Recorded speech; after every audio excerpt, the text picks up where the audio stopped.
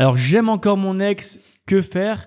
Alors, bonjour à tous et bienvenue dans cette vidéo. Avec Lucie, on va te donner les 8 étapes à réaliser pour augmenter tes chances de récupérer ton ex si tu l'aimes encore. En tout cas, on va démarrer tout de suite, nous, avec une question qui est très importante. C'est est-ce que c'est réciproque? Est-ce que ton ex, t'aime encore? Bah oui, il faut absolument que tu essaies de trouver la réponse à cette question. Alors, il y a pas mal de signes qui vont montrer que ton ex t'aime encore, le fait qu'elle ou il continue à t'envoyer des messages, peut-être même le fait qu'elle ou qu'il te le dit. Là, c'est le cas, par exemple, d'un des coachés que j'ai en ce moment. Alors, il sait qu'elle a toujours des sentiments pour lui, mais qu'elle met un frein quand même à la relation. On est en train de travailler sur ça, justement, pour qu'il y ait plus ce frein. Mais pour certaines relations, d'autres peuvent le savoir tout de suite parce que l'ex le communique. Pour d'autres, il le communique pas. Du coup, il y a des signes que tu peux voir qui va montrer que ton ex a encore des sentiments pour toi.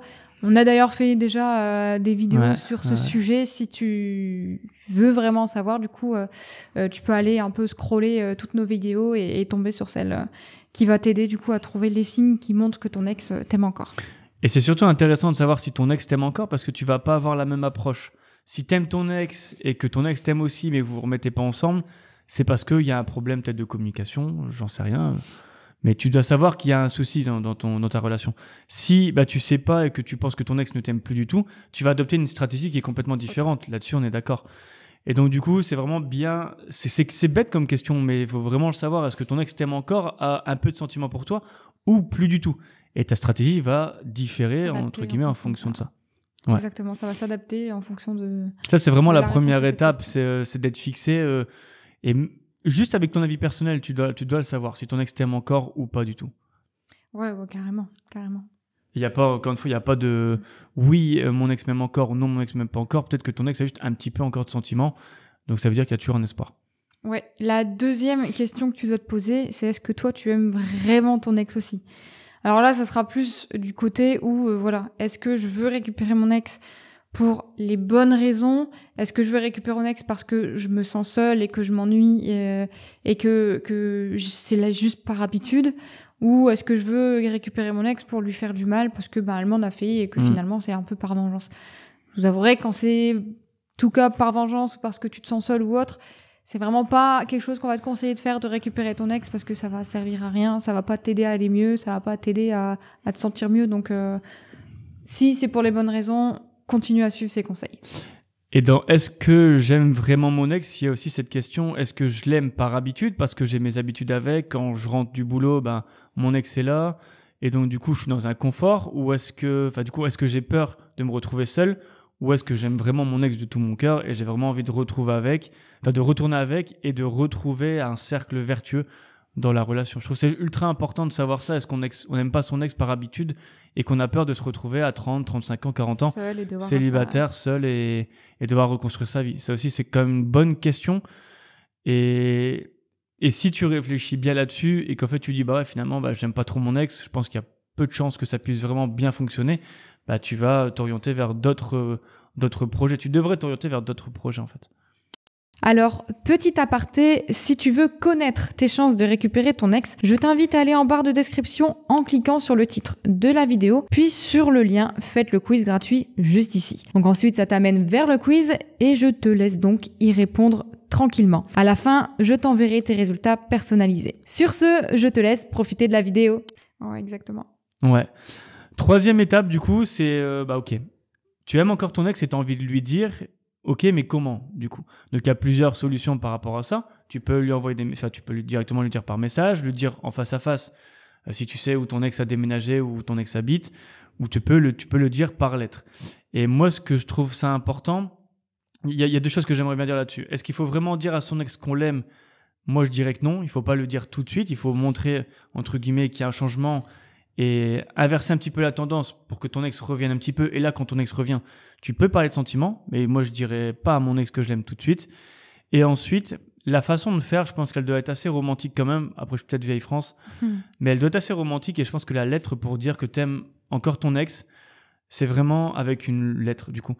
Moi, ce que je te conseillerais de faire, c'est de renouer les liens, de recréer cette complicité et ensuite, entre guillemets, le coup de grâce, on va dire, c'est d'avoir une lettre qui est, entre guillemets, très cool, pas prise de tête, où tu montres que tu as pris du recul, que tu as accepté la rupture, et qu'effectivement, tu as encore des sentiments, et que, effectivement, tu aimerais bien, pas tout de suite, mais tu aimerais bien redonner une chance dans le futur à votre relation. Ouais, exactement. Alors, dire à son ex qu'on l'aime tout de suite, c'est pas forcément la chose à faire. Alors, on sait que tu as envie de lui dire, le crier sur tous les toits parce que tu veux lui prouver qu'il y a de l'amour. Mais il y a dire et prouver, comme on va dire. Tu peux montrer à ton ex que tu l'aimes en faisant les changements, du coup, que ton ex attend de toi. Et ça va lui montrer que tu as toujours des sentiments, entre guillemets, du coup, pour lui ou pour elle. Et ça va être plus impactant que juste te dire par message je t'aime et qu'il n'y a rien à côté qui change. Clairement. Et c'est... qu'est-ce que tu disais toi tout à l'heure par rapport au comportement? Ouais, c'est pas forcément envoyer des cadeaux. Par exemple, il y en a qui vont vous dire si je veux montrer à mon ex que je l'aime, je vais lui offrir des cadeaux. Et ça, c'est vraiment... C'est pas un interdit non plus, mais presque. Enfin, ça dépend quel type de cadeau, encore une fois. Mais ça, c'est vraiment à déconseiller. Ouais. C'était le petit aparté cadeau. Éviter les interdits un peu. Ouais, clairement. Et il faut savoir du coup que si tu rentres dans un état de reconquête auprès de ton ex, il va falloir que tu prennes vraiment ton mal à patience, parce que ça va pas être quelque chose que tu vas faire comme ça en claquant des doigts. Ça ne marche pas comme ça. Ou alors c'est vraiment que tu étais déjà très avancé dans ta reconquête et que tu étais limite au bout. Si tu veux vraiment te lancer dans un état de reconquête avec ton ex, tu vas devoir faire étape par étape, doucement, parce que les changements que tu vas opérer chez toi, ton ex il va devoir y croire. Donc si tu changes juste une semaine et qu'après c'est fini, tu redeviens comme avant, ton ex il va se dire c'est bon, il se fout un petit peu de moi. Moi je veux pas juste que ça soit un changement temporaire, je veux que ça soit pour tout le temps. Donc faut vraiment que tu prennes ton mal en patience et que étape par étape tu fasses les choses. Faut pas aller trop vite, ça sert à rien. C'est juste aller droit dans le mur et rien arranger à la situation. Ça, c'était du coup la 4e étape. Et effectivement, on dit encore une fois, pour résumer la chose, c'est qu'une reconquête, c'est pas un sprint, c'est un marathon où il faut y aller petit à petit, doucement, à son rythme. Et effectivement, récupérer son ex en mode sprint et en une semaine de temps, j'envoie des messages, je la fais rire, ou je le fais rire par exemple, et je fais un rendez-vous, je l'embrasse, je couche avec, mais qu'après les problèmes sont toujours les mêmes, c'est ce que personne ne souhaite. C'est cool sur le court terme, mais en fait, si 2-3 semaines après, tu te retrouves dans la même situation où il y a une rupture et ça va pas, c'est pas ce qu'il faut. Donc, vaut mieux prendre 3-4 semaines pour récupérer son ex, et encore, ça c'est rapide, mais vaut mieux prendre son temps pour récupérer son ex, plutôt que de foncer tête baissée, d'y arriver sur le court terme, si tu y arrives, mais qu'après, derrière, ça s'éclate en fait. Et c'est encore plus difficile après de récupérer son ex, parce que il t'a déjà laissé une chance. Si ça repart encore dans le même schéma, ça arrive souvent, que des personnes se remettent ensemble rapidement après, mais finalement, ça ne refonctionne pas, puis rebelote, et c'est à chaque fois de plus en plus difficile de récupérer ton ex. Au début, t'as plus de facilité, parce que il y a encore toujours plus de sentiments, ton ex est toujours un peu dans l'espoir. Donc, t'arrives plus facilement à recoller les morceaux, sauf que ça reste brisé, ça reste fissuré, et rien n'est fait à ce niveau-là. Donc, faut vraiment mieux repartir sur des bases saines où tout le monde a vraiment fait son introspection, tout le monde a fait ce qu'il devait faire de son côté pour s'améliorer et améliorer la relation, pour pouvoir après reprendre sur des bases solides et pas à chaque fois recasser, puis reprendre, puis recasser, puis reprendre, parce que ça n'aide pas du coup. Et si t'aimes encore ton ex, la 5e étape à faire, donc c'était la 4e, la 5e étape à faire, c'est de comprendre, encore une fois, si tu l'aimes vraiment, tu dois comprendre pourquoi ton ex est parti, pourquoi ton ex en est arrivé à la rupture. Et comprendre les raisons, c'est encore une fois une partie de décodage. Il faut que tu comprennes pourquoi ton ex en a eu marre de la relation. Est-ce que tu communiquais peut-être pas assez? Est-ce que du coup tu faisais, admettons, pas assez les tâches ménagères? J'en sais rien. Est-ce que tu as été infidèle? Et en fonction de ça, tu vas pouvoir du coup comprendre pourquoi ton ex, entre guillemets, s'est barré. Et tu vas aussi comprendre ce que tu dois faire pour que ton ex, du coup, te redonne confiance et arrive à se dire, ok, je vais lui donner une seconde chance parce que j'en ai envie. Et c'est vraiment là où c'est ultra intéressant. Si tu es vraiment amoureux de ton ex, il faut que tu fasses ça absolument, que tu aies ce côté empathique pour avancer. Ouais, exactement. Et puis ça va mener même au 6e conseil qu'on va te donner. C'est le fait d'amorcer un changement profond. Alors, comme l'a dit Florent, tu dois d'abord comprendre vraiment ce qui n'allait pas pour pouvoir amorcer le changement en conséquence de ça.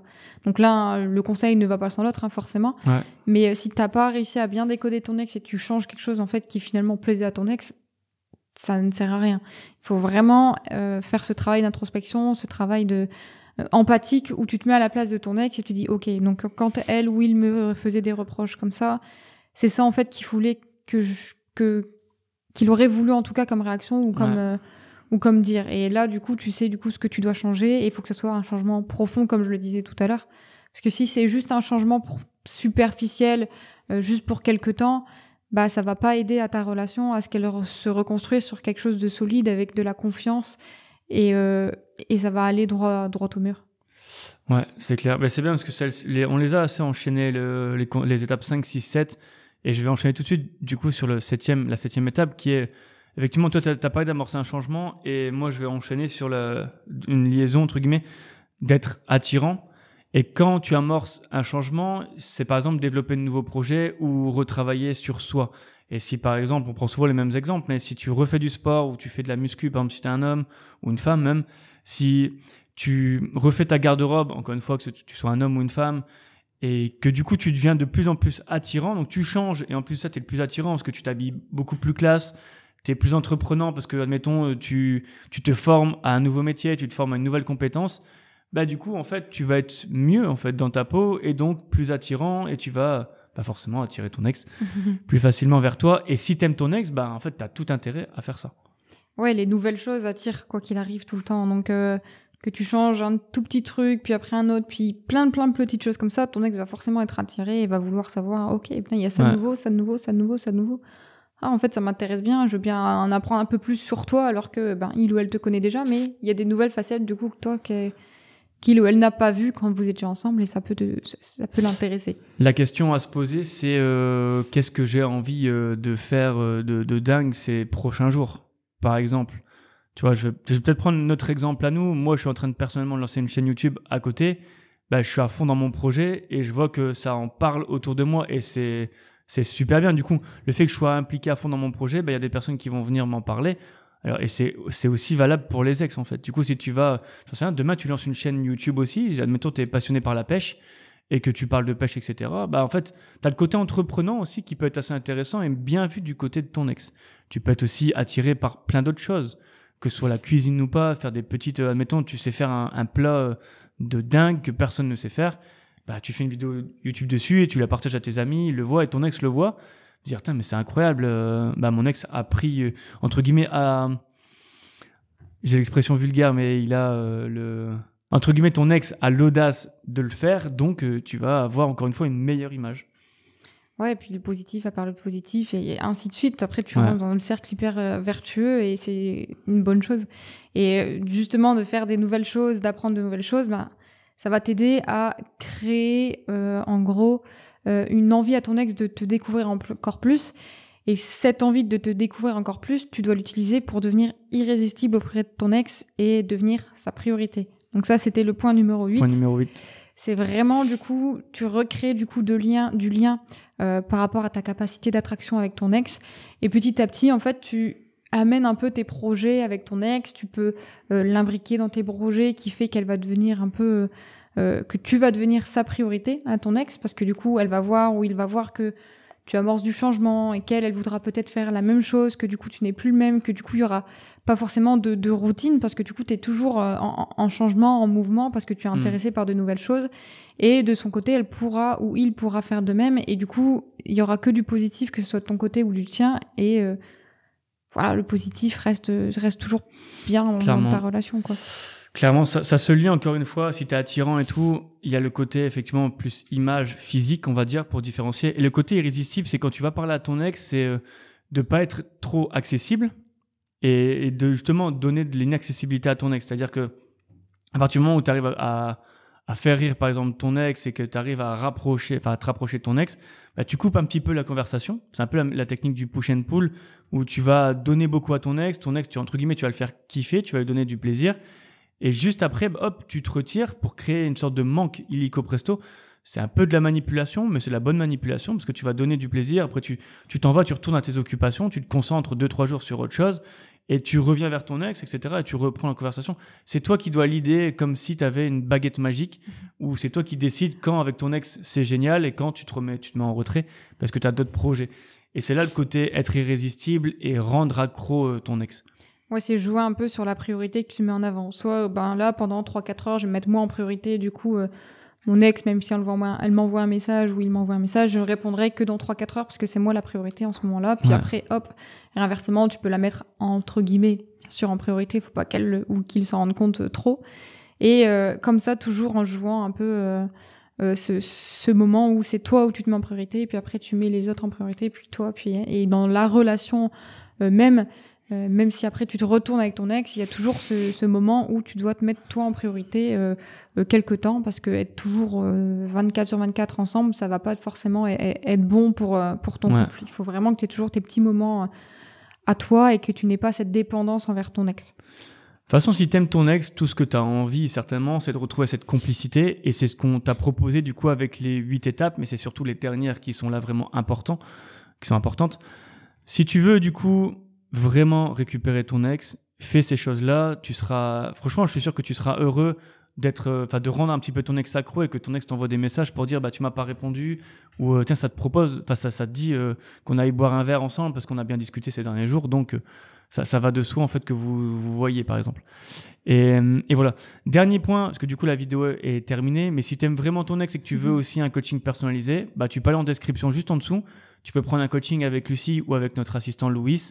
On a même un quiz qui avez-vous une chance de récupérer votre ex. Ça détermine automatiquement en fonction de plusieurs questions et plusieurs critères quelles sont à peu près tes chances de récupérer ton ex. Donc n'hésite pas, fonce, tout est en description. Sur ce, nous on te laisse et peut-être qu'on se retrouve de l'autre côté. Ciao. Salut.